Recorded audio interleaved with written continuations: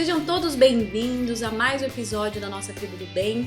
E hoje a gente vai falar sobre neurociência para negócios. Talvez você possa estar fazendo uma carinha de ué aí, mas no decorrer desse episódio você vai entender o porquê esse é um tema muito legal. E para falar sobre isso, eu tô aqui com ele, pai do Lucas, apaixonado pelo Alecrim Futebol Clube. O Alecrim tem time de futebol. Claro, o Alecrim é a terceira força do futebol do estado. 7 títulos estaduais, 2 vezes campeão invicto. Olha esse merchan aqui, já tem que pagar por isso.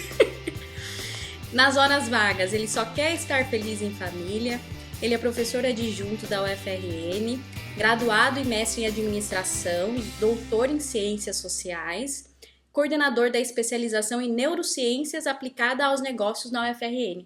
Nós temos aqui Marcelo Henrique. Seja muito bem-vindo. Muito obrigado, Camila. E dizer assim que apesar dessa apresentação já meio que informal, eu costumo me apresentar assim, eu sou administrador por formação, matuto por convicção e alecrinense de coração, né?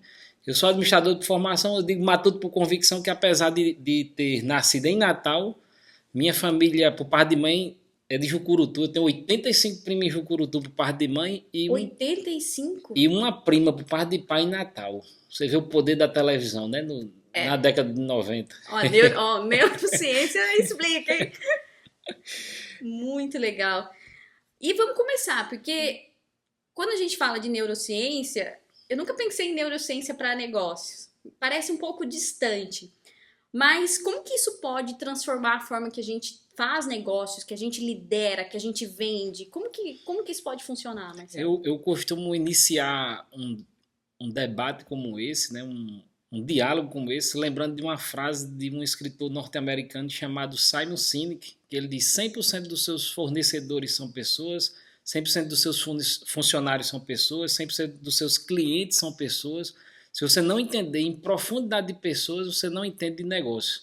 E para entender em profundidade de pessoas, a gente tem que entender da máquina que nos comanda, que é o cérebro.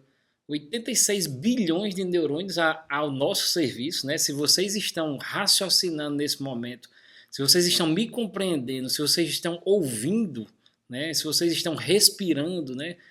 É em função dessa máquina incrível, né? Que é o cérebro. E nada mais justo do que nós entendermos em profundidade as pessoas, na persona de um cliente, ou na persona de um líder, ou de um liderado, entender as bases neurais nessas relações e assim criar estratégias de negócio. Muito bom. E o que é o termo neuroliderança e neuromarketing, neurovendas, né? Que tem agora várias, né? Mas o que é essa neuroliderança e neuromarketing? São 2 campos bem amplos de conhecimento. A neuroliderança é um campo interdisciplinar, né, que estuda as bases neurais dos líderes e liderados em situações organizacionais, com o rigor das neurociências e também das ciências exatas. Também faz uso, né, de campos de estudo como a arqueologia, a antropologia, a etnografia, a psicologia social, né, a psicologia evolutiva, a biologia comportamental, né? Então é um campo bastante amplo, né, de conhecimento e que nós estamos tentando abraçar para entregar de forma mais simples para o mercado. Nós sabemos que a liderança é realmente um processo essencial para os grandes resultados organizacionais, ao passo que o neuromarketing, outro campo de estudo bastante distinto, é também um campo que entrega muito para o mercado. Para entender neuromarketing, a gente precisa entender neurociência do consumidor. O que é a neurociência do consumidor? São experimentos realizados com peças publicitárias, né, com embalagens. Esses experimentos eles têm como base equipamentos como a imagem por ressonância magnética funcional, o eletroencefalograma, a magnetoencefalografia, o face reader. São um conjunto de equipamentos para medir, tirar medidas fisiológicas do inconsciente do consumidor. E antes do consumidor decidir de forma racional, as neurociências do consumidor entregar uma estratégia que influencie e conduza a uma compra, por exemplo. E você falando, Marcelo, veio assim na minha mente a questão de que hoje tudo mudou com o digital, né? Então são muitas informações, É um ritmo mais acelerado, mensagem que você está recebendo, as redes sociais que você está entrando, se conectando com as marcas. O nosso cérebro, nessa mudança ao longo dos anos, ele está preparado? Como que ele recebe o tanto de informação que a gente tem hoje? Eu trago um resultado de um artigo científico publicado em 1989, por Zimmermann. Nós estamos recebendo 11 milhões de bits de informações por segundo. Você que está nos assistindo, Camila, enfim, recebemos.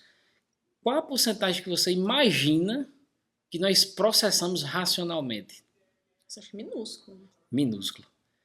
0,00045%. De todas as informações que a gente recebe via... Não, 0,00045%.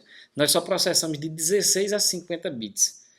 E às vezes quando eu estou ministrando uma palestra, né, o pessoal diz, mas você fala tudo o que você sabe? Sim. Por que eu falo tudo? Porque as pessoas só processam 0,00045% das informações. E aí, se vocês quiserem se apropriar desse conhecimento do podcast, vocês vão ter que repetir. O cérebro, para se apropriar, é repetição. E aí, quando o mundo está em uma volatilidade intensa, né, inovações, novidades, mudanças de rotas, nos apropriar é bem complexo. Porém, o cérebro possui uma propriedade, uma função especificamente, chamada neuroplasticidade, que é a capacidade de reinvenção dos circuitos neurais em face aos estímulos.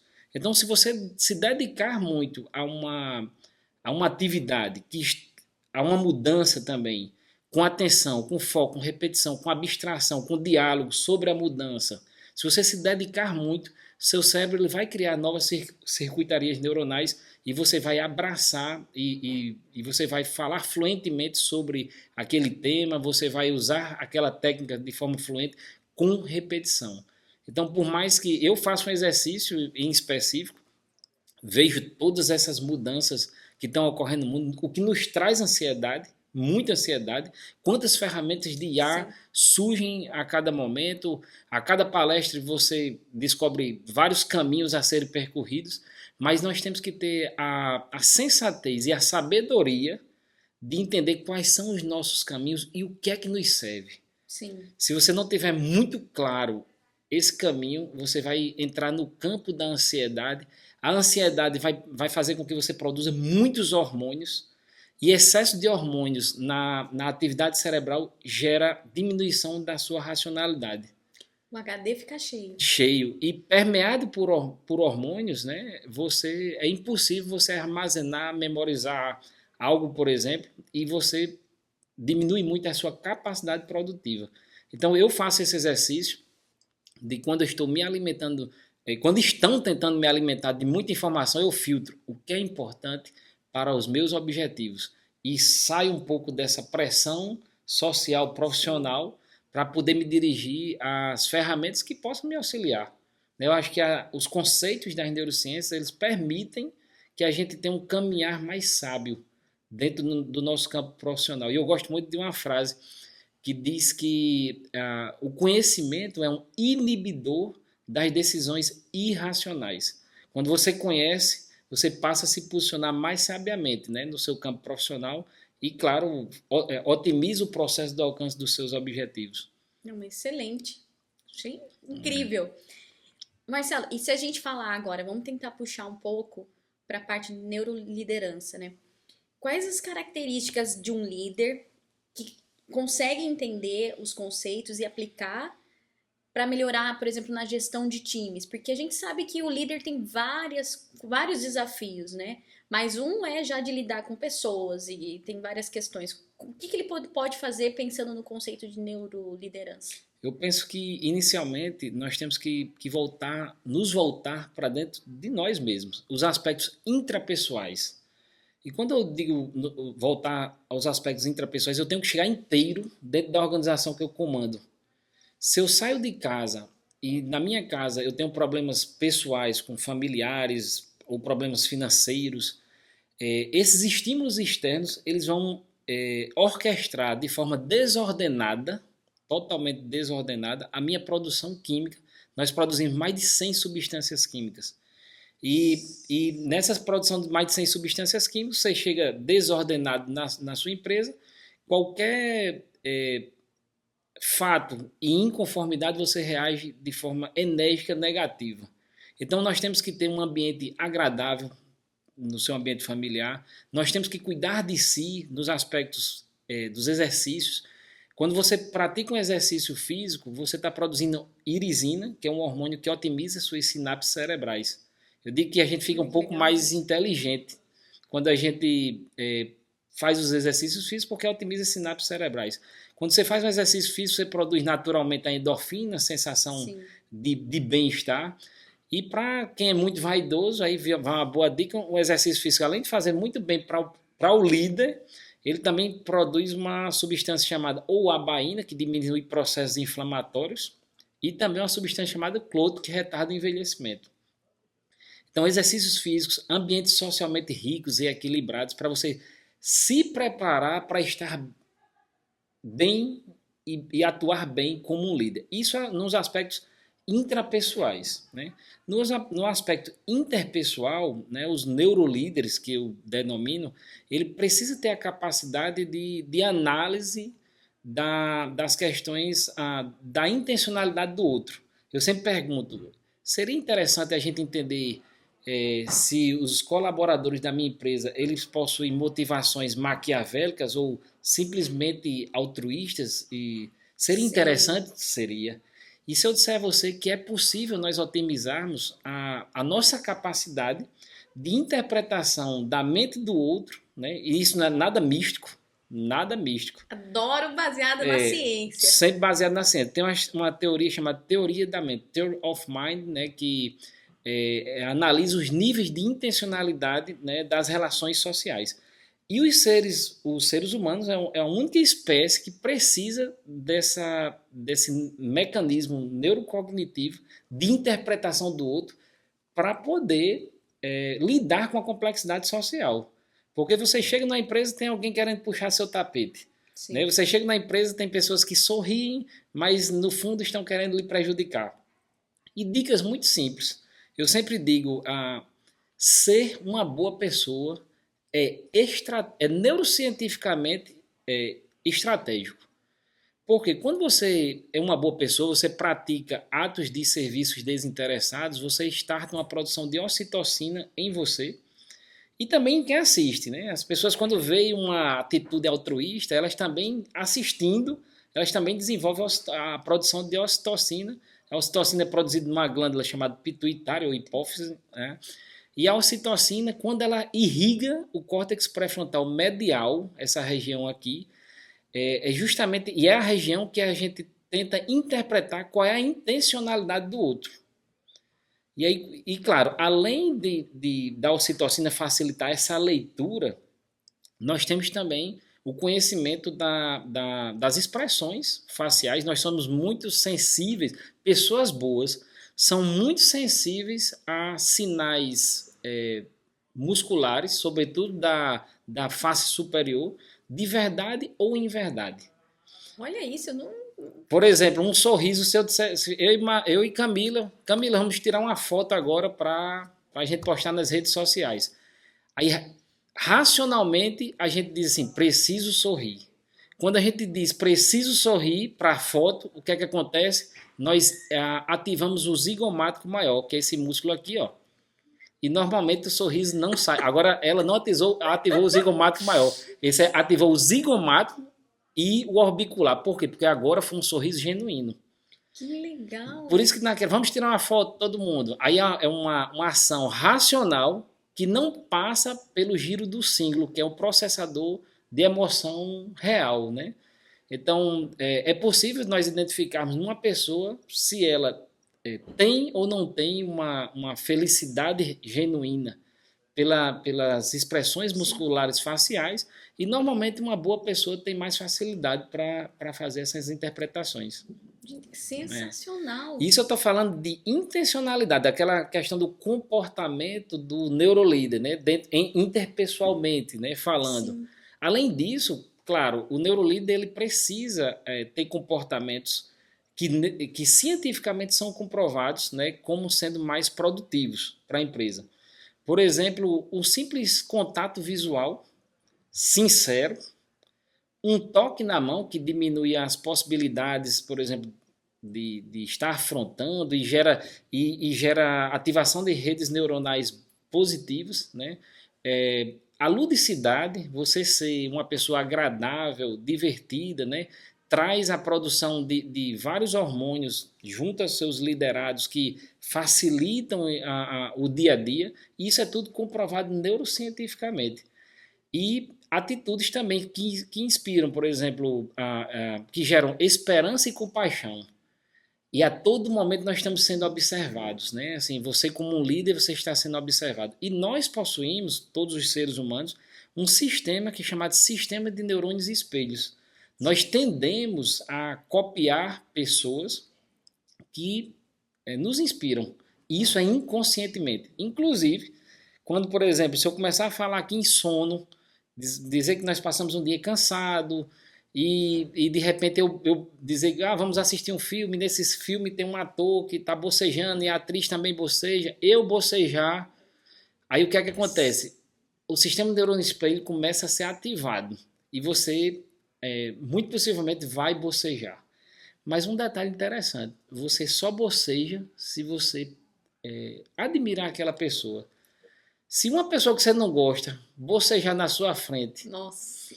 você segura. Você Gente, eu vou ver, vou testar isso. Eu vou testar. Você nunca segurou um bocejo, não? Sim, mas eu nunca tinha pensado. Nossa, você tá explodindo a minha mente. Que sensacional. O conhecimento ele abre muitas portas. Assim, eu fico maravilhado, né? Porque o mundo fica um pouco nu, eu diria. Sim. O mundo fica um pouco nu. E às vezes tem pessoas que chegam e nos dão um bom dia e ativam só o zigomato maior, não ativam o orbicular, porque esse orbicular, esse músculo aqui, só se ativa com a expressão genuína de felicidade. Mas, Marcelo, e o Botox? É. Gerar Botox agora. Botox, dá pra segurar aqui, será? O Botox tem, na parte estética, tem uma função bem interessante, né? Na parte estética. Mas a parte negativa do Botox é que ele diminui a sua capacidade de expressão. Então. E isso, para um líder, de repente, não é tão interessante. E tomem cuidado. O processo de envelhecimento, claro que a gente precisa ficar elegante, né? O mundo precisa. E, inclusive, tem uns artigos que apontam existe o efeito rosto. Por exemplo, uma pessoa maquiada, ela é escolhida 15,9% mais, né, em campanhas eleitorais.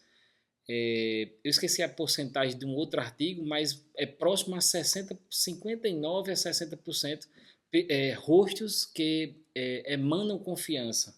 Só emanam. Não, de repente a pessoa, a mente é maquiavélica. Porque a gente vê muito na política. E nós vimos isso e ao longo das décadas, né? Quantos, inclusive presidentes, né, que foram eleitos com rostos que emanavam segurança e no final de tudo foi muito crítico, né, os resultados governamentais. Por quê? Porque a maior parte dos processos cerebrais ocorrem de forma subliminar. Nós não temos acesso à racionalidade. Inclusive, foi feito um experimento em 1982, Benjamin Libertz, ele identificou que antes de nós termos a intenção da nossa decisão, em 550 milissegundos antes, as estruturas instintivas e emocionais influenciam a nossa racionalidade 550 milissegundos antes. É isso. Então, assim, a gente pensa, somos seres racionais. Aí o neurocientista chamado Antônio Damasio, ele diz, não somos seres pensantes capazes de sentir. Somos seres sentimentais capazes de pensar. Né? E isso é fantástico, porque a gente começa a entender o mundo sob outro ângulo. Não. Sensacional.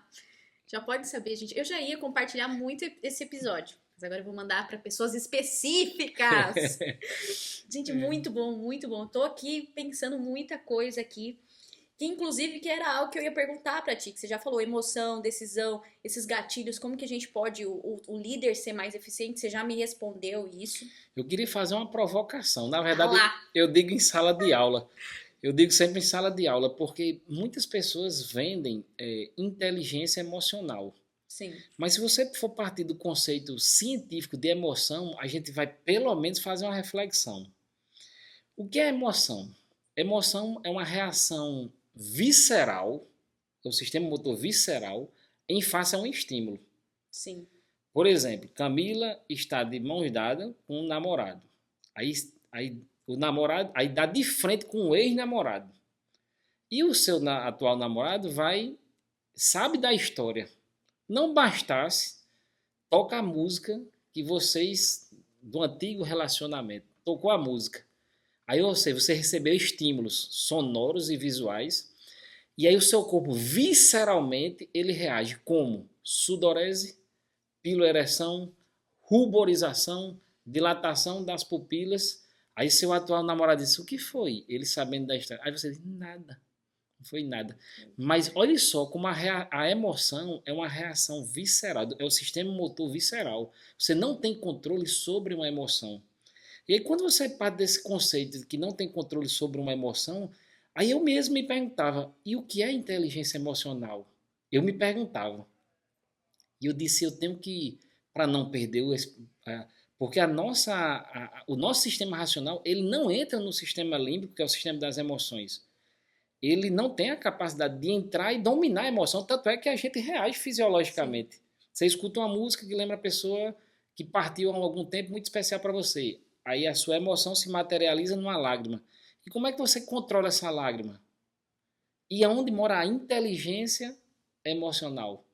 E aí eu nunca vi realmente e sinceramente esses caminhos que eu busquei para me tornar um inteligente emocionalmente, mas eu achei alguns caminhos. Vou dizer um deles, de 3, né? O primeiro é, se eu estou exposto a emoções a todo momento, e eu sou um líder, eu preciso estar inteiro, eu tenho que, no mínimo, ter minha performance máxima da minha saúde mental e da minha saúde emocional. Como assim? Se eu vivo em relacionamentos abusivos, eu tenho que fugir disso, porque eu sei que relacionamentos abusivos vai alterar a minha produção química, eu já chego estressado. Então, ser inteligente emocionalmente é se preparar previamente para as emoções que você ainda nem viveu. É uma forma de ser inteligente emocionalmente. Se preparar para estar preparado para aquela posição, que é uma posição desafiadora, né? Sim. E você está com as respostas, a sua condição ótima de responder. E tem um estudo da Universidade do Texas que também aponta que nós temos sim sistemas de freio. Que diante de uma situação, de uma emoção, por exemplo, alguém lhe insulta, nós temos um sistema de freio, especificamente o pré-frontal, inclusive, e pessoas que conseguem utilizar o seu sistema de freio, elas são mais sábias no mundo corporativo. E volta a lembrar daquela frase, o conhecimento é um inibidor das decisões irracionais. Se eu sei que existe um sistema de freio no meu cérebro, eu posso usar. Eu não posso simplesmente dizer, não, eu sou impulsivo e pronto. Se me insultou, vai levar também. Eu não posso fazer isso. Né? Porque eu tenho um conhecimento agora e eu estou querendo me projetar para ser o quê? Um neurolíder. Eu tenho um conhecimento para isso. Né? Então, essa é a emoção. E o que é um sentimento? Todo mundo confunde, né? Emoção e sentimento. Emoção é a reação visceral em face a um estímulo. Uhum. E que se traduz em respostas fisiológicas. Né? Na ruborização, numa lágrima, enfim. E o que é o sentimento? É a percepção mental dessas alterações organísmicas que passa pelo seu pré-frontal, um sentimento. Vamos imaginar aqui, Marcelo e Camila se conhecem hoje e Marcelo todos os dias começam a trabalhar juntos e Marcelo é agradável com Camila. Aí Camila, com o tempo, racionalmente, poxa, Marcelo é um bom companheiro de trabalho. E você passa a ter um bom sentimento por mim. Então, o sentimento ele passa o seu cognitivo, né? O seu processo cognitivo. Então, o sentimento é mais racional. Sim, o sentimento é mais racional. Tanto é que usando um exemplo, por exemplo, de uma paixão. A paixão, você conhece uma pessoa, você sente total desequilíbrio químico, dopamina, aí, que é o hormônio da possibilidade de recompensa. Quando você, puxa, você conheceu aquela pessoa, aumento da dopamina, aumento da ocitocina, que é o hormônio da confiança, do amor, né? Aumento da noradrenalina, que é justamente o hormônio que causa atenção, você lembra da roupa que a pessoa estava, diminuição da serotonina em 40%, o que gera um desequilíbrio tão grande que você faz algumas coisas insanas por um determinado momento. Alguns Sim. estudos apontam que é 1 ano e meio para 2, para De os hormônios paz. se equilibrarem de novo. E nesse período, suas melhores amigas podem dizer, Camila, ele não presta. Porque elas não estão fazendo parte do lado emocional. Que Aí legal. você diz o quê? Não é com inveja da minha felicidade. Mas Camila, na prática, naquele momento estava com a racionalidade comprometida. Porque excesso de hormônios gera a diminuição da capacidade de Discernimento raciocínio. lá embaixo. É. Meu, muito legal. Achei assim, sensacional isso. Obviamente, gente, vocês estão vendo que tudo que a gente tá falando tá traduzindo, mas tá trazendo muito base científica, técnica, Claro. e isso é muito bom. Eu sempre digo, eu não falo nada se não for com base em ciência. Uma das coisas que me fez procurar as neurociências foi fugir do eu acho que. Né? Eu tenho um livro que é o Neuromarketing, 23 estratégias práticas para micro e pequenas empresas. Na introdução eu falo sobre isso. De onde veio o meu interesse pelas neurociências? Porque eu queria fugir do eu acho que. Eu queria ter a força das ciências exatas, da biologia comportamental, né? Eu queria ter a força das neurociências que usam equipamentos, né? E hoje, graças a Deus, eu sou um felizardo por ter me aproximado tanto desse conhecimento, o que me facilita muito os meus caminhos profissionais. E não somente os caminhos profissionais, facilita eu encontrar o que muita gente busca, que é felicidade. E a neurociência também fala sobre felicidade, só abrindo um parênteses, felicidade tem tudo a ver com neuroliderança, tem tudo a ver com neuromarketing, claro.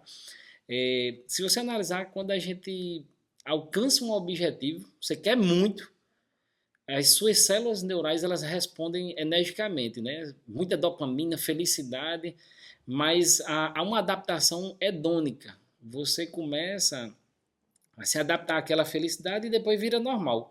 Aí o seu cérebro, o que é que faz? Ele se reprograma para outro objetivo. De forma que se você não tiver sabedoria para lidar com essas reprogramações, você nunca vai ser feliz. Sim. E alguns estudos apontam também que é interessante você viver todos os dias pequenos prazeres, para que você tenha uma média, uma regressão à média feliz e não ficar dependendo o alcance de um grandes objetivo. conquistas que vão ter esse prazo curto, né? Isso. E tem a ver, por exemplo, com neuroliderança, porque se eu sou um indivíduo feliz, eu vou ter a capacidade de exalar as minhas boas energias, vou ter a capacidade de executar os comportamentos de um neurolíder, que tem tudo a ver com o pensamento positivo. O nosso cérebro ele não apenas processa informações sensoriais, ele não só processa. Você já parou para pensar que o seu pensamento positivo ele também é processado pelo cérebro? O seu cérebro não está recebendo só a temperatura, os estímulos do tato, da sua audição, ele também processa suas expectativas. Sim. E quando ele processa suas expectativas, ele vai modificar automaticamente os seus comportamentos. Por isso que o pensar positivo, neurocientificamente, é válido. Pensar positivo, pensar que vai dar certo. Mas assim, a gente vai ter o pensar positivo, mas ainda vai ter aquela racionalidade para ter algo mais realista. Sim. Tem que ter esse equilíbrio. E eu tenho uma fala interessante sobre esse contexto, porque esse pensar positivo, ele tem prazo de validade. E qual é o prazo de validade? Todo início de projeto, nós chamamos isso de otimismo estratégico. Otimismo estratégico. Escuta isso, líder, porque isso é importante. É muito importante. E outra coisa, eu executo isso sempre. Se vocês forem lá no meu Instagram, tem algumas imagens de projetos que eu realizo em várias cidades, mas mais fortemente em Currais Novos. Nós realizamos um evento de neuroliderança super lotado. Neuromarketing Experience. Teatro da cidade lotado. Neurovendas. Tem lá as imagens. E eu uso todos esses conceitos. Primeiro momento, otimismo estratégico. Eu chego para a minha equipe, a turma do primeiro período do curso de administração, lá da UFRN Félix, otimismo estratégico. Eu vendo uma ideia. Essa ideia, com esse otimismo que nós estamos falando, Esse é, que é o chamado otimismo estratégico. Quando sua equipe compra a ideia, estão todos imbuídos, vamos... Aí eu disse, ok. Aí vamos executar as 4 funções da administração: planejamento, organização, direção e controle. Ok. Mas vem uma outra expressão que é mais importante ainda, que é o pessimismo defensivo. Quer dizer, o que pode dar de errado? E esse pessimismo defensivo lhe traz um pouco de controle e diminui a sua ansiedade. Antes de nós começarmos aqui o podcast, você atuou com pessimismo defensivo quando?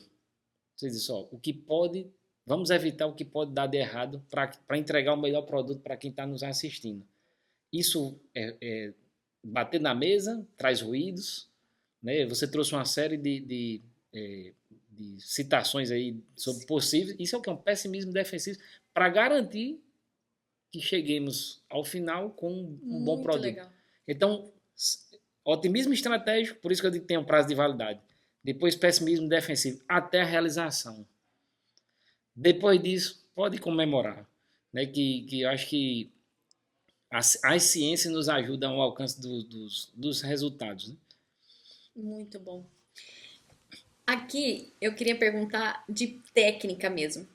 No dia a dia, como que o líder pode melhorar em tudo isso que você falou, assim, mas pode melhorar a comunicação? Porque não é fácil você comunicar e engajar. Acho que nisso de engajamento já cabe bem nisso que você acabou de falar.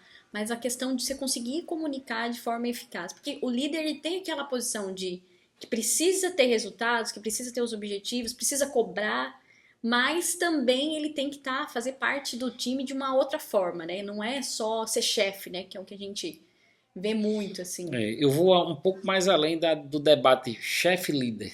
Aí vou botar chefe-líder e vou botar um neurolíder. Ótimo, né? Ótimo. Para trazer resultados científicos sobre o que nós vemos no dia a dia. Por exemplo, aquela máxima, elogiar em público, corrigir em particular, neurocientificamente comprovado. Nós temos um cérebro social. Também, não vou me adentrar na explicação, mas neurocientificamente também comprovado que nosso cérebro é social. Quando alguém me corrige individualmente, tem um efeito. Ou quando alguém me insulta individualmente. Mas se me insultar coletivamente, o efeito é avassalador. Né? Isso são formas, claro, de se comunicar. Mas o neurolíder ele precisa também entender que a integridade, a verdade, que nós somos muito sensíveis à inverdade, muito. Principalmente pessoas boas. A entonação da voz. Né? Há uma linguagem paralela, não verbal, paralela. Como, por exemplo, a proxemia, que é a distância. A todo momento, inconscientemente, nós estamos nos comunicando. Quando eu chego, eu e Camila nos conhecemos hoje, então nós mantivemos a proxemia adequada ao momento. Sim. Mas com o desenvolver das atividades em uma empresa, o líder, quando ele é um neurolíder, ele usa o toque das mãos, o olhar, né? Isso é uma comunicação não verbal. Ele usa também a paralinguagem, né? Que é o timbre da voz, a cadência. Ele usa, que é uma comunicação que alcança, né? Ele usa essa paralinguagem, ele usa a entonação, né, da voz. E outra, as pessoas dizem, quando se começa um processo de liderança, aí boa parte das pessoas pensam que tem uma boa oratória, né? Bom conhecimento, tudo isso é muito importante, valido todas. Mas a palavrinha empatia, que eu vou trazer um conceito neurocientífico sobre empatia, porque normalmente as pessoas dizem assim, empatia, o que é empatia? É se colocar no lugar do outro. Ok, mas eu vou um pouco mais a fundo. O que é empatia? Empatia é você ter a capacidade de representar no seu próprio organismo o que o outro sente. Então, se um funcionário chega, está com os olhos marejados e eu o escuto, que ele perdeu um familiar, ou está com a mãe ou pai doente, eu disse, ok, sinto muito, ok, pode voltar ao trabalho, né? Mas eu sinto muito. Ok. Isso não foi empatia. Mesmo que você diga que sentiu muito. Empatia é você representar no seu próprio organismo. E para você representar no seu próprio organismo, você precisa de uma profundidade muito gigante de conexão emocional. Você precisa de uma conexão. E essa conexão vai para um ouvir ativo muito profundo, criar sim uma conexão emocional a partir dos detalhes. E você se colocar para você utilizar as melhores palavras. E você vai utilizar as melhores palavras porque você está sentindo o que o outro está sentindo. E não simplesmente imaginar que está sentindo. Em algumas palestras que eu ministro, eu coloco um vídeo que é uma história muito emocionante. Inclusive, todas as vezes que eu passo esse vídeo, eu tento mais uma vez não ser insensível à história e tento mais uma vez entrar para ver se eu estou com a capacidade ótima de representar no meu organismo o que aquela pessoa sentiu. E isso é um exercício também para que eu seja um neurolíder. E eu me emociono. Isso é uma técnica? Não. É uma habilidade humana, né, de você realmente se colocar de fato no lugar, mas não somente representar em você. E às vezes, se você representar em você, você diz, vá para casa. Hoje eu acho que eu tenho certeza que você não tem condições de produzir nada. E esse vá para casa pode parecer para muitos uma decisão irracional. Sim. Mas você sentiu que se fosse você, você não tinha a menor capacidade. E você vai ganhar muitos adeptos, né? As pessoas que visualizam esse tipo de compaixão, seguidores, você vai ser admirado. E amanhã eles vão estar produzindo mais. Ô Marcelo, e é legal falar sobre isso, porque a gente vê muito essa posição de liderança, as pessoas confundirem de ser aquele cara que está à frente, mas que tem inteligência emocional, mas que está fechadão. Uhum. Que pode acontecer o que for, tá lá firme e forte. Esse pensamento de barreira mesmo emocional, né? As pessoas confundem muito, né? E se fecha e não tem essa possibilidade. Tanto, e eu digo até, eu mesmo sou uma pessoa que eu sempre falo assim, eu me conecto muito com as pessoas e sinto muito do que a outra pessoa. E já vi por muitas vezes como se isso fosse uma fraqueza minha. Sim. Sabe? Um defeito. Mas vou dizer que é um acerto. Inclusive, a essência humana, a natureza humana, ela é cooperativa. A natureza humana. E tem alguns estudos que também apontam que quando o líder pede ajuda, ele se engrandece naquele momento. E as pessoas têm um instinto natural de cooperação. Você pega aí o terremoto em Mianmar e outros grandes desastres. Aqui no Brasil mesmo, as enchentes no Rio Grande do Sul, né, quando acontece a essência humana, a natureza é social e cooperativa. E o líder, ele não precisa ser o super-herói. Ele é admirado também pela humildade de dizer, eu estou precisando de você. Às vezes, no meu dia a dia, estou com meus amigos lá da universidade, aí eu digo assim, me ajude. Quando é uma coisa bem burocrática, mas eu digo, me ajude. Isso é tão eficaz. Quando você pede ajuda, diz, rapaz, eu não estou bem. Né? Engaja, né? Engaja. As pessoas se sentem, pô, estou cooperando com o meu líder, o cara que eu admiro. Eu estou ajudando, eu disse, eu agradeço. Assim, eu acho, e tem uma outra coisa bem interessante da neuroliderança, até da liderança mesmo, que é a conta bancária emocional. O líder, ele precisa ter, todo mundo quer uma conta bancária azul, né? Não quer ver o extrato vermelho. Mas para ver no azul, a gente tem que fazer o quê? Depósito. Como é que eu faço depósito? Eu elogio. Como é que eu elogio? Observando. Eu disse, Camila, parabéns, você sempre chega pontualmente. Ontem eu vi o seu esforço para entregar aquele serviço. Parabéns.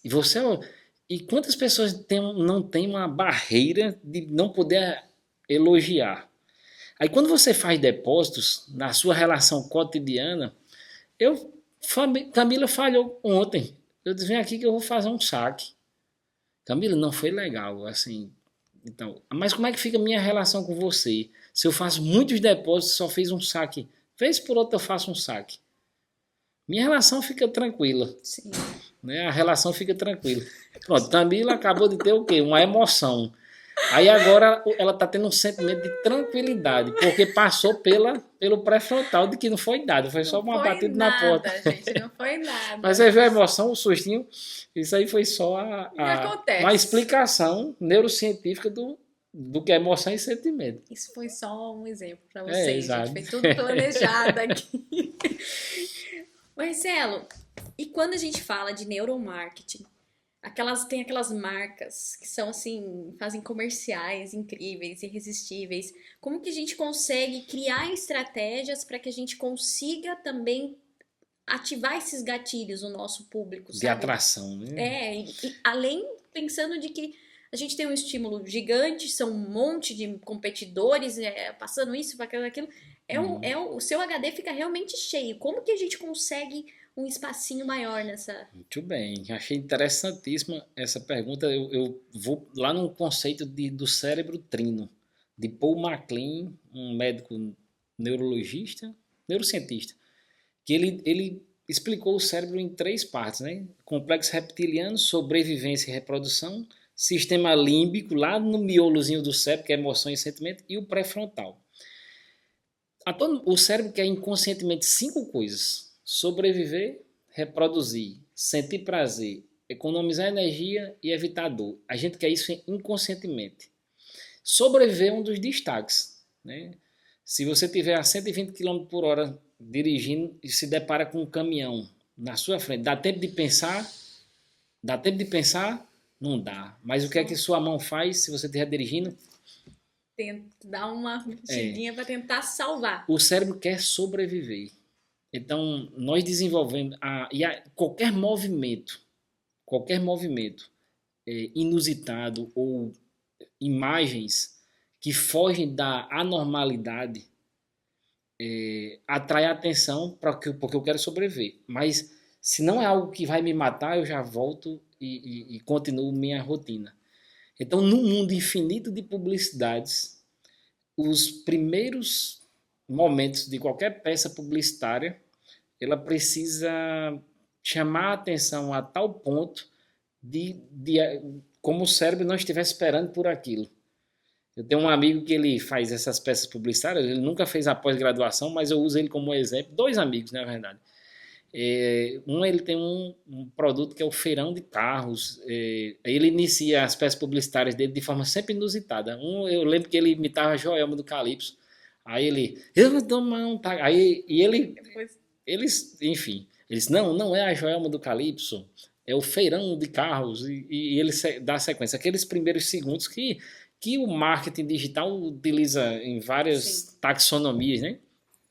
E tem um outro amigo meu que é Ranieri, também, um cara fantástico, ele também utiliza esses três primeiros segundos, né? Porque vai lhe prender a atenção instintivamente. É sobrevivência. Sim. Opera abaixo do nível de consciência. Depois você passa a mensagem, se é interessante ou não, mas nós estamos falando em um mundo infinito de publicidade, como me destacar. Isso é um primeiro ponto. Outro ponto muito forte, como nós falamos, nosso cérebro é no trino, né? 50% instinto, 45% emoção, 5% razão. A heurística do afeto. Depois que você chama atenção, a heurística do afeto é muito interessante. A utilização de pessoas que se expressam com emoção, com facilidade, aquelas que usam o orbicular naturalmente, né? Um emoji, a entonação da voz. Nós somos atraídos por instinto e emoção em 95%. Se eu vou comprar, é um fator que em porcentagem a gente pode chamar ali de 5%. Mas eu tenho que ser chamado pela instinto e emoção. Ainda sobre o instinto, se passa uma pessoa com fatores genéticos perfeitos, uma pessoa com uma simetria, olha homem e olha mulher, né? Assim, instintivamente nós queremos reproduzir com genes, com pessoas com fatores genéticos, instintivamente, opera abaixo do nível da consciência.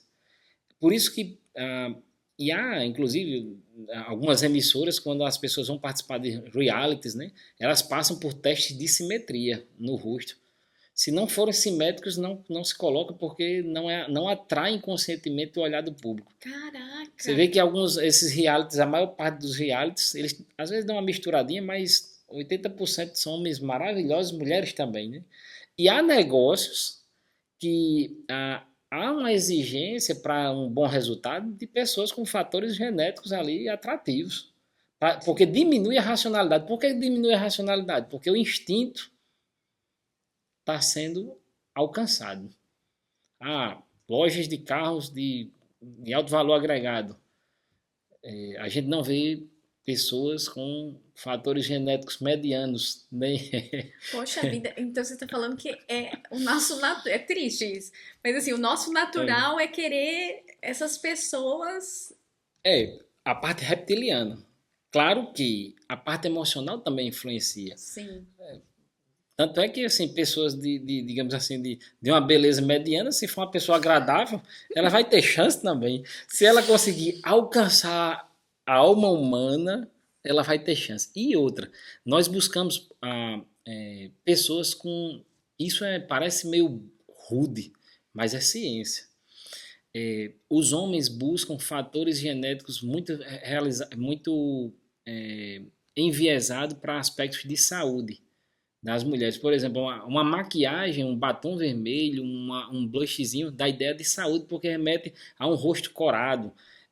Enfim, os homens veem aspectos, as mulheres... é tão interessante isso, Camila, nós estamos na Terra há 7 milhões de anos. 7 milhões de anos. A arqueologia descobriu que o primeiro bípede separado da linhagem dos chimpanzés foi no deserto de Jurab, no país chamado Chad, na África Central. E nós somos homo sapiens. Esse homem era o Sahelanthropus tadensis, né? E nós somos homo sapiens, que é homo sábio, há 300 mil anos. Então, se há 7 milhões, podemos até ter estado mais, mas a arqueologia identificou 7 milhões. De 7 milhões, nós somos homo sábio, o homo sapiens, né? Há 300 mil anos, e significa dizer que em 95% do tempo nós somos puramente instintivos. Então nós temos um cérebro com a rede neural antiga vivendo em um mundo novo. O que explica, né, muito claramente a questão das nossas ações instintivas. O homem caçava muito. A mulher cuidava da sua prole. Quando o homem caçava, ele botava o olhar na caça dele e saía, só parava quando alcançava a caça.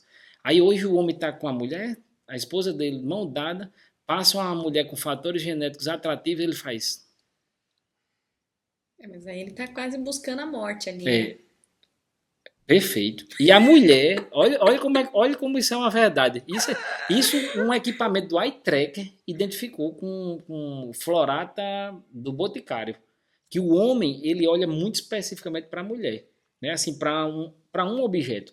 A mulher desenvolveu uma visão panorâmica, por quê?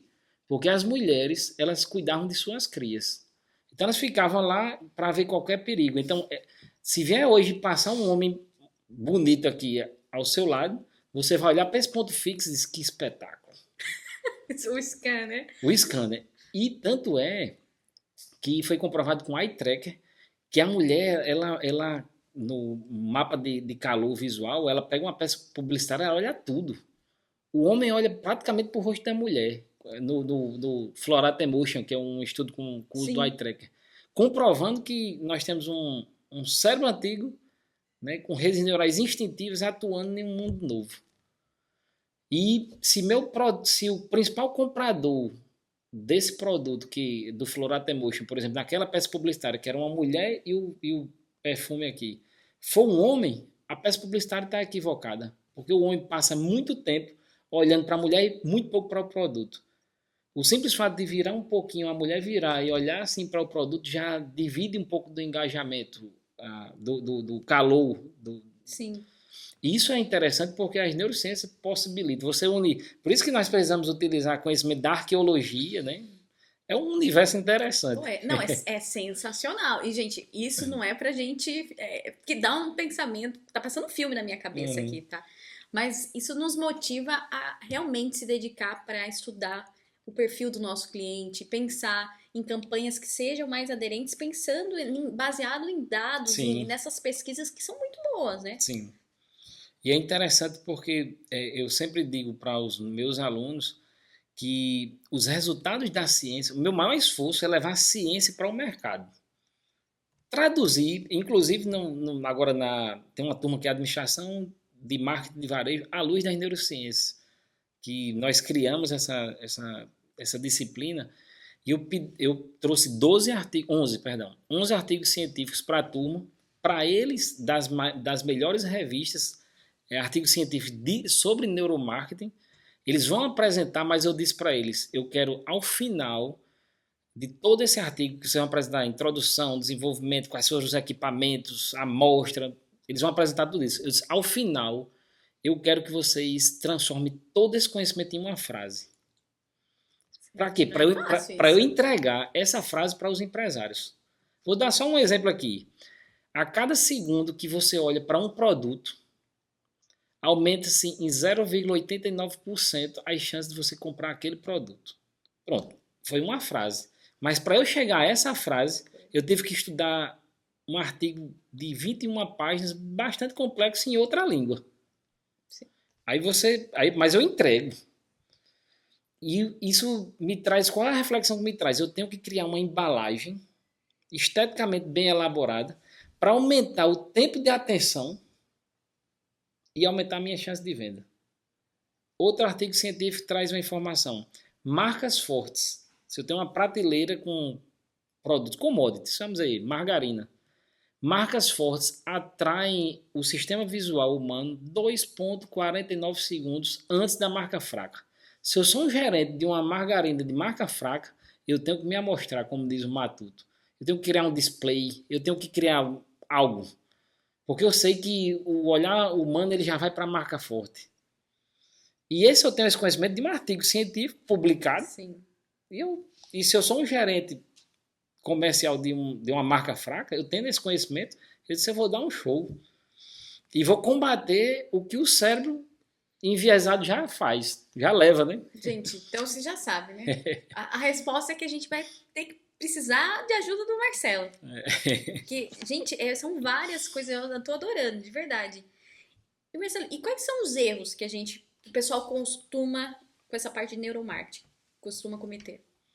É, há um grande debate, eu não vou nem falar sobre erros. O grande objetivo do neuromarketing em si, ele otimiza as experiências dos clientes, assim, através de um branding sensorial, ele analisa, ele otimiza embalagens, né? Ele verifica se uma peça publicitária é eficaz ou não, né? Ele traz ali, ele verifica se uma logomarca atrai ou não, no que nós chamamos de me fugiu a expressão agora, mas densidade proposicional. O cérebro ele trabalha no modo de economia de energia.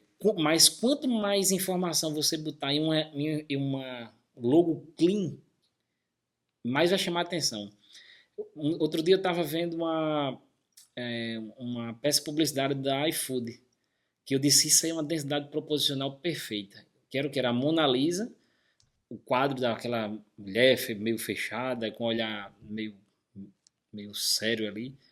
Aí tinha assim, Mona Lisa sem os benefícios do iFood, aí tinha uma Mona Lisa sorrindo com iFood, né? Com um cartão iFood, sei lá, algo assim. Isso é densidade proposicional, porque tem muita cultura, tem informação estratégica de marketing numa imagem leve. Sim, Assim, que o nosso cérebro já conhece muito. E o cérebro realmente, sabe aquela expressão que diz assim, a pessoa está explicando alguma coisa e diz assim, aí a gente diz, você quer que eu desenhe? A gente quer. Se a gente só não diz que quer, né? Não precisa, não, mas a gente quer. Porque se ele trabalha no modo de economia de energia, quanto mais clean uma peça publicitária, mais com densidade proposicional, melhor. Né? Você vai fazer um panfleto, vamos dizer um erro, né? Que nós estávamos comentando sobre um erro. O dono da empresa quer panfletar. há um erro disso? Não, não há. Mas o empresário quer botar todas as informações em um panfleto, tá tudo aí, não me pergunte. Ok. Excesso de informação gera paralisia da escolha. Sim. E excesso de informação faz com que a gente simplesmente descarte. Isso é perfeito. Né? Tem lá em Currais Novos, né, a cidade que eu moro aqui em Natal, em Currais. Uhum. Aí lá em Currais Novos tem um telão, né? Como aqui em Natal tem. Aí eu às vezes estou ali lanchando, olhando pro telão. Aí quando as empresas tentam todo momento se vender, tem excesso de informações. Quando tem excesso de informação, você não absorve nada. Até porque você não é do seu interesse. Agora, se você tiver uma informação clean e você for pego desprevenido, porque a todo momento nós estamos querendo nos defender. Alguém está querendo tirar meu recurso de sobrevivência. Você chega numa loja, num shopping, aí o vendedor se aproxima. Aí você, estou só olhando. Você não quer que... Isso é interessante, né? Porque muitos empresários não sabem, eu devo... Qual deve ser a abordagem? Né? As perguntas. Vários estudos das neurociências apontam qual é o caminho mais agradável para você. Se o meu cérebro está na posição de defesa, não ataque. Mas é legal saber disso porque muitas vezes o pessoal pensa que quando a gente fala de fazer campanhas agressivas, seja ficar enchendo o saco da pessoa ali, entuchando ela de informação. E não necessariamente. A parte de campanhas agressivas é você criar vários pontos de contato.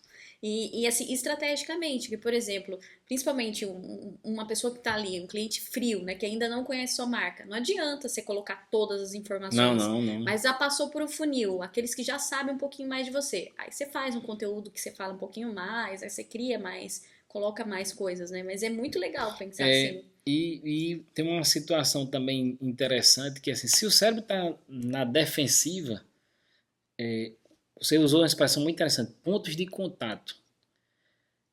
Quanto mais pontos de contato, tem assim, a repetição, digamos, você acordou, abriu seu Instagram, tá lá um vídeo patrocinado, saí, tem um outdoor, liguei o rádio falando, é o que nós chamamos de marketing integrado, e tem uma frase neurocientífica que diz que assim, a repetição altera fatores que atuam no DNA do seu neurônio.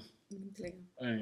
Então, a repetição, tanto para a aprendizagem também. Por exemplo, eu leio meu próprio livro, porque eu preciso repetir, senão meu cérebro deixa de fazer sinapses sobre aquele conhecimento.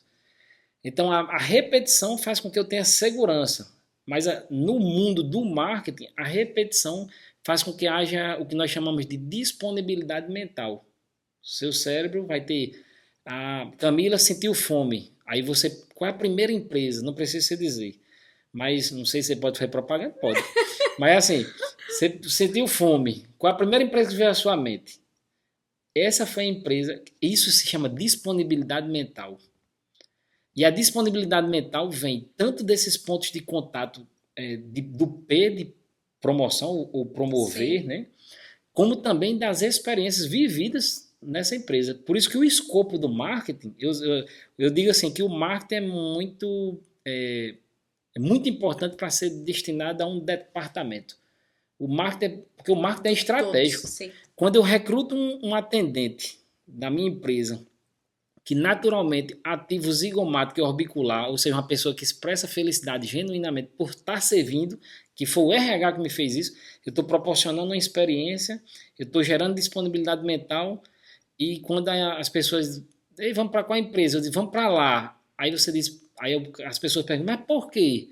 Aí você tenta confabular uma resposta racionalmente, mas você não consegue, porque o seu racional ele não vai buscar informação no emocional. Você diz por qualquer uma outra coisa que não seja o sorriso envolvendo o orbicular.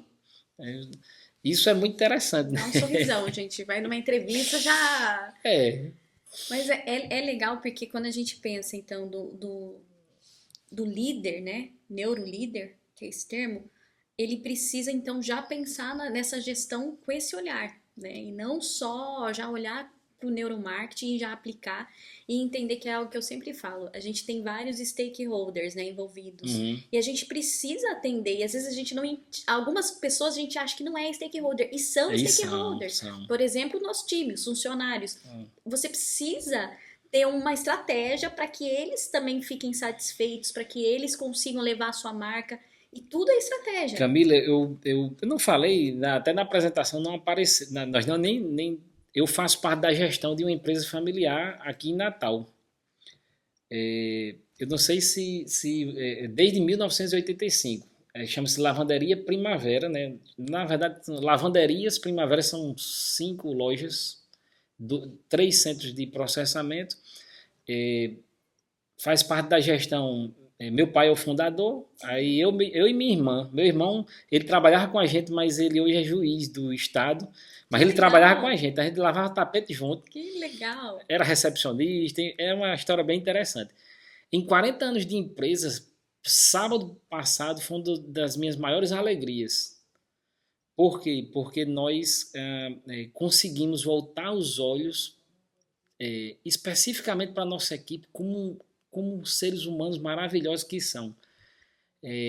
Claro que isso é fruto de muito amadurecimento, porque às vezes você está olhando para o marketing, você olha para os processos, você olha para a logística, e o maior ativo da empresa, que são as pessoas, você acha que por estar pagando todos os direitos trabalhistas e em dia está suficiente. Não. Aí sábado passado nós tivemos a feliz ideia, né, de criarmos uma ação que virou um programa. Mensalmente eles vão ter uma massagem para todos os funcionários. Nem eu fui massageado, porque o foco foi eles. Eu nunca recebi uma massagem, na próxima eu quero também. E não foi só apenas a massagem, mas eu abri a nossa fala dizendo que, olha, nosso objetivo não é ter mais produtividade de vocês. Nós não queremos nada de vocês. A gente refletiu que a vida é finita, vocês passam muito tempo aqui e aqui tem que ser bom, agradável. E hoje nós estamos falando de propósito e felicidade. Levamos um psicólogo, né, que é Cásio, terminou o mestrado comigo aqui na UFRN, e foi um momento rico. As mulheres se emocionaram, né, choraram, muitas delas choraram refletindo. E cuidar dessas pessoas, né? Inclusive um artigo de Pousac de 2017 fala que isso aí não foi estratégico em cima de um artigo, mas foi mais pela sensibilidade que eu acho, mais corroborou com os resultados desse artigo. Né? O resultado, a cuidar dos funcionários faz com que haja uma produção coletiva de ocitocina, que é hormônio de confiança. Em empresas que atuam dentro dessa perspectiva, aumentou em 75% o engajamento, 50% produtividade, a rotatividade diminuiu significativamente e dados estatísticos comparando empresas que trabalham nessa perspectiva e empresas que não trabalham nessa perspectiva. E eu acho que foi muito acertada essa nossa ação, porque entra naquela questão, uma ação boa tanto nos faz bem quanto faz bem a quem está recebendo e a quem está assistindo. A ocitocina cria um espírito colaborativo, outros artigos científicos já comprovados, e, enfim, nos faz crer que nós estamos no rumo certo, né? Que não é a margem de lucro que deve ser o foco, são as ações de marketing, mas nossa empresa hoje, eu diria, está tão redondinha no sentido de felicidade. Está entregando o lucro, mas eu também tenho que entender como parte da gestão o que eu devo fazer com esses lucros, né? Será que o excesso de recursos para mim me faz bem? Ou reinvestir na empresa é melhor? Né? Nós estamos vivendo esse momento de maturidade da empresa. Não, e é legal que você trouxe essa fala bem agora, Marcelo, porque casa muito com o que a gente fala com negócios sociais, né? Porque a parte de negócio social é muito focado no propósito, né? Então são empresas que têm uma diferenciação, mas também que sofrem, porque não é fácil você conseguir, até é isso que eu queria te perguntar, como que elas podem usar o neuromarketing para conseguir comunicar melhor esse impacto, porque o impacto que elas fazem é muito maior do que às vezes a gente consegue enxergar, né? Mas quem dirá comunicar isso, né? Isso. Eu diria que assim, é um dos momentos mais complexos dos profissionais de marketing vivido em todos os tempos, porque nós estamos lidando com 5 gerações. Né? Então, são 5 gerações que interagem, uma influencia a outra. Enfim, os baby boomers, geração X, Y, Z e Alpha. Mas eu chamo a atenção para a geração Y, que é também chamada dos millennials, né? A partir dessa geração, as catástrofes mundiais climáticas e bolhas econômicas que gerou problemas sociais fizeram com que essa geração, que ainda não é a geração que detém o maior poder aquisitivo, ainda não é, mas essa geração, a partir dessa geração, não tem mais volta. É o que Kotler chama de marketing 3.0. Nós precisamos, a empresa que não se preocupar com aspectos ambientais e sociais, não estou falando humanos, nem. É uma obrigação você tratar do seu cliente interno, ok. Não é marketing 3.0, não. O 3.0 é você tratar de aspectos ambientais e sociais. Eu não posso vir ao mundo só para lucrar. Né? Eu também tenho que servir. Eu tenho que eu tenho que fazer com que a minha empresa faça com que o mundo seja um pouquinho melhor. Sim. Não é a empresa que não pensa nisso, até porque essa geração, a partir dessa geração que amanhã vai vir a ser a geração com maior poder aquisitivo, que vai comprar os produtos, há uma necessidade muito forte de reentrega, né? de entrega dos aspectos sociais e ambientais. Então, eu posso vender qualquer produto ou serviço, mas eu tenho que ser uma empresa ambientalmente e socialmente responsável. Eu tenho que gerar algum, eu diria, ao invés de impacto, usar a expressão efeito. Mas a soma de uma mentalidade como essa que você milita, ela vai gerar um impacto. Sim. Se meu microempresário, 95% do universo de empresas são familiares, né? Ou micro, pequenas empresas. Se a gente planta essa semente, né, e traz esse conhecimento muito claro, eu vou gerar um efeito entre os meus clientes. Efeito rede, né? E que se transforma em impacto. Agora, por isso que podcasts, né, como o que você capitaneia aí, ele é muito importante porque nós estamos plantando sementes na mente dos empresários, de conhecimento. Sim. E isso a sua ação de divulgação está gerando efeito. Eu estou falando aqui, eu mesmo me alimento de uma ação e fico pensando em outras. Lá no passado, eu lembro que a nossa lavanderia, que é a Primavera, Lavanderia Primavera, a gente lida com que recurso? Dos mais preciosos que existe na Terra. A gente está lá em Marte em busca de água. Aqui a gente lida com o recurso água. E aí eu pensava, o que fazer? Se a gente usa o recurso água. Se não lavar aqui na lavanderia, vai lavar em casa, usa do mesmo jeito. Beleza. Mas nós somos uma empresa, prestamos serviço, utilizando recurso água. Nós criamos uma campanha bem interessante, meio artesanal lá no passado, né? Mas eu lembro que nós fizemos que, à medida que os clientes compravam nosso serviço, a gente mantinha um registro e nós plantávamos uma árvore com o nome do cliente. Que legal. Né? Assim, era interessante. E quem é que plantava? Nós íamos com os colaboradores e E como que vocês comunicavam sobre isso? Eu sou muito franco. À época, eu fazia o curso de administração. O ano era dessa ação, né?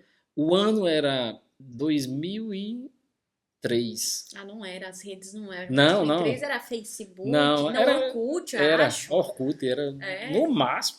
Não era Facebook, acho que não, acho que era Orkut mesmo. E é interessante porque nós pensávamos assim daquela maneira. Hoje, nossas ações há um reuso, por exemplo, de água em alguns processos, mas nós voltamos muito para os aspectos sociais. Nós fazemos muitas atividades sociais pouco divulgadas.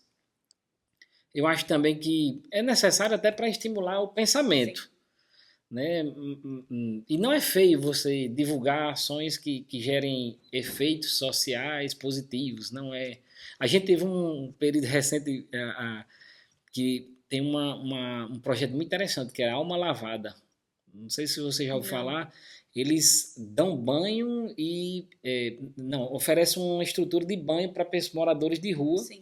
Eu achei bem interessante porque tem a ver com água conosco, e Aí nós começamos a fazer parte, eles entregam toalhas limpas, arrecadam roupas. Que legal. E vocês fizeram parte. Sim, fazemos ainda porque nós lavamos, por exemplo, as toalhas que os moradores de rua tomam banho.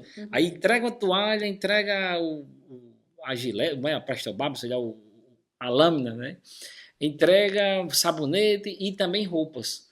E alimentos, né? Assim, é uma noite, 2 noites, salvo engano, na semana. Eu, como trabalho lá em Currais Novos, só fiz um contato para que a Lavanderia Primavera ficasse dando suporte. Em qual rede social está divulgada? Nenhuma. É inclusive uma falha nossa. É Precisa, gente. uma falha. Mas, ao mesmo tempo, é a sensação de estar... Não, faz bem para o indivíduo. Eu falo que é um alimento da alma. Mas a gente precisa conseguir comunicar por alguns motivos.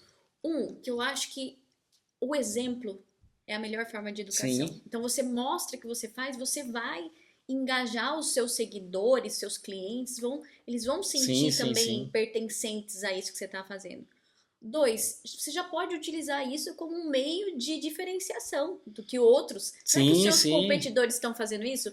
Muitos não estão fazendo.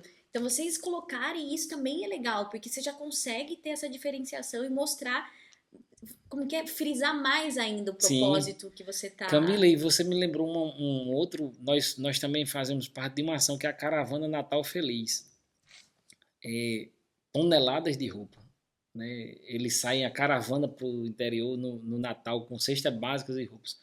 Nós lavamos 100% dessas roupas, até porque não é uma roupa... quem está recebendo a roupa cheirosinha, né? E eu me lembrei de uma cena, minha mãe ficou muito emocionada. Minha mãe, ela tem as raízes sertanejas, ela é uma das pessoas que se envergonha até das coisas boas que nós fazemos. Sim. E minha mãe é um mega exemplo, e eu vou só abrir um parênteses para falar dessa experiência. E um dia ela foi para uma missa, e aí nessa missa, se não me engano foi em Lagoa Nova, a missa super lotada e a Caravana Natal Feliz, eu acho, grande parte estava lá, e eu acho que era a missa em ação de graças pelo êxito, né? E eles agradeceram, citaram nominalmente a Lavanderia Primavera. Minha mãe estava lá, ela ficou, assim, muito feliz, ela não esperava, mas olha só como é uma mídia espontânea. Sim. Né? O bem é um marketing maravilhoso. E ela, falando especificamente da minha mãe, ela é uma pessoa que traz dentro de si, ela gera, eu não vou mais falar nem efeito, eu acho que ela gera um impacto social. E ela não queria nem que eu falasse isso, tenho certeza. Ela é daquelas mulheres que termina o almoço da família, ela monta ali 12 quentinhas, sai caladinha, ela não chama ninguém e sai procurando alguém na rua. Eu estou falando isso porque um dia ela me chamou para entregar um resto de material de construção, lá eu fui. Cheguei numa comunidade que, não sei se a expressão também é favela, não sei, mas é na comunidade lá. Quando eu cheguei lá, minha mãe, as pessoas chamavam minha mãe pelo nome, arrodearam o carro. Eu disse, eu nunca soube.